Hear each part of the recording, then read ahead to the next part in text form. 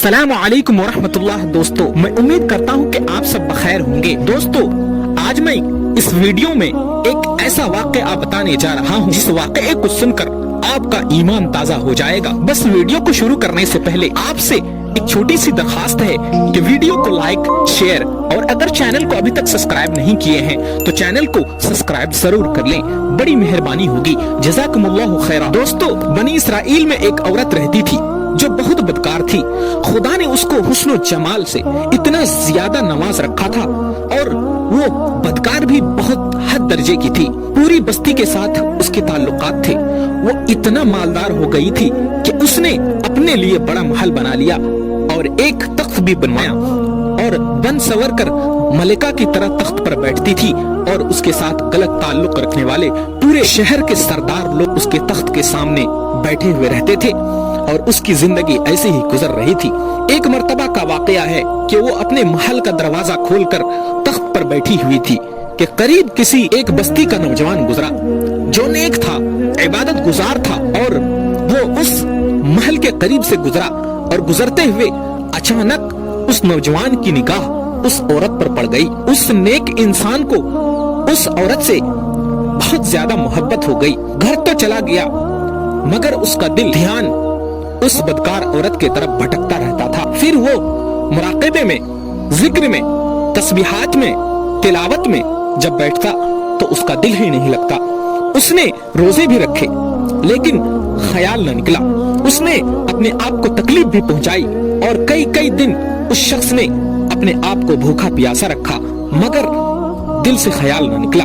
हत्ता कि एक दिन उसने सोचा कि जब इस ख्याल से मेरी जान छूटती ही नहीं तो मैं जाता हूँ।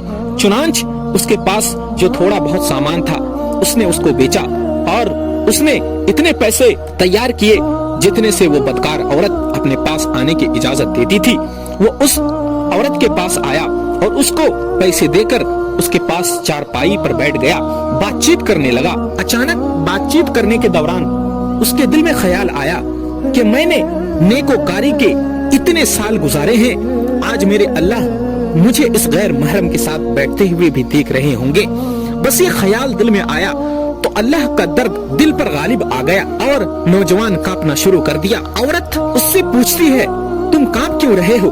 तुम्हारा चेहरा क्यों पीला पड़ गया है? उसने कहा, बस मेरी तबीयत ठीक नहीं है। उस औरत ने कहा, फिर तुम जिस मकसद के लिए आए हो उस मकसद को पूरा करो और जाओ। उसने कहा, नहीं। वो बदकार औरत बड़ी हैरान हुई कि आज तक मैंने अपनी जिंदगी में कोई ऐसा मर्द नहीं देखा जो मेरे करीब इस तरह चारपाई पर आकर बैठे और फिर बुराई किए बगैर चला जाए। ये नौजवान कैसा है? मगर नौजवान ने कहा, अच्छा मैं जाता हूँ।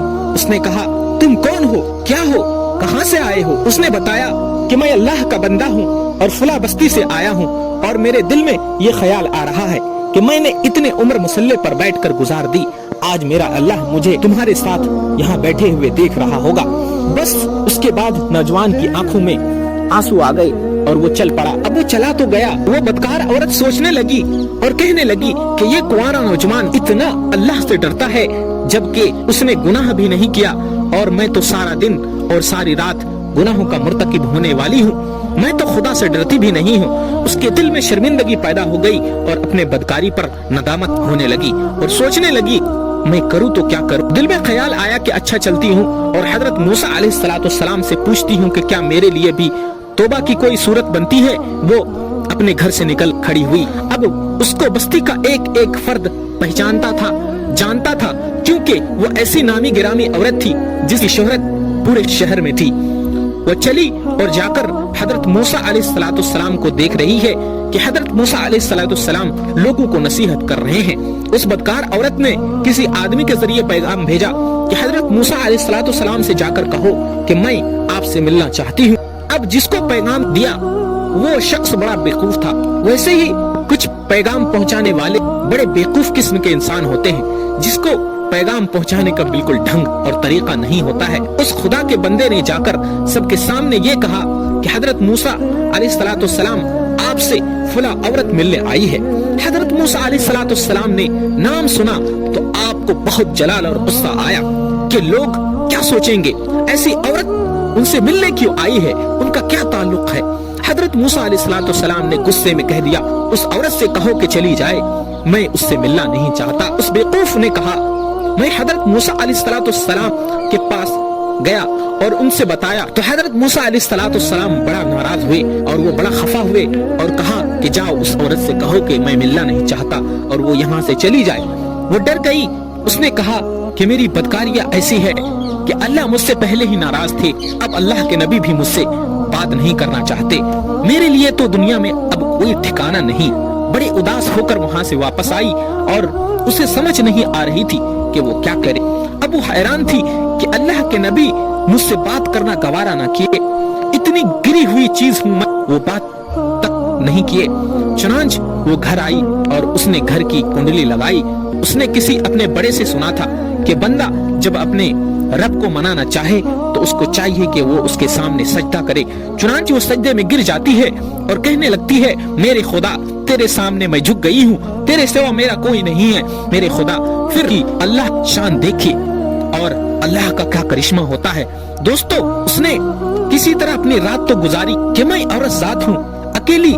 اگلے دن اس کے دل میں خیال آیا اس محل میں رہتی ہوں اور میرے ساتھ ایک میری خادمہ بھی رہتی ہے، تو بہتر یہی ہے کہ اس بستی اس محل کو چھوڑ کر میں کسی اور دوسرے بستی میں چلا جاؤں۔ تبھی اس بدکار عورت نے یہ فیصلہ کیا کہ میں اس بستی کو چھوڑ کر چلی جاؤں گی۔ پھر اس عورت نے ایک سادہ سا کپڑا اپنے تن بدن میں لپیٹا تاکہ لوگ اس کے حسن و جمال کو نہ دیکھ پائے اور کوئی پہچان نہ پائے۔ پھر اس نے سوچا میں ایک عورت ذات ہوں، کہاں جاؤں؟ دل میں خیال آیا کہ وہ جو نیک نوجوان تھا جس کے دل میں اللہ کا اتنا خوف تھا، وہ اللہ کے ڈر سے کانپ رہا تھا، کیوں نہ میں اس نیک بندے کے پاس چلی جاؤں اور اس کی خادمہ بن کر رہ جاؤں، ممکن ہے کہ مجھ سے نکاح بھی کر لے۔ یہ اس بستی کی طرف چل پڑتی ہے۔ چنانچہ ڈھونڈتے ہوئے اس بستی میں اس نوجوان کے گھر پہنچی۔ اس کے گھر والوں نے کہا کہ یہ وقت اس کے ذکر اور عبادت کا وقت ہے، وہ اتنے بجے اپنے کمرے سے نکلتا ہے، تم انتظار کرو۔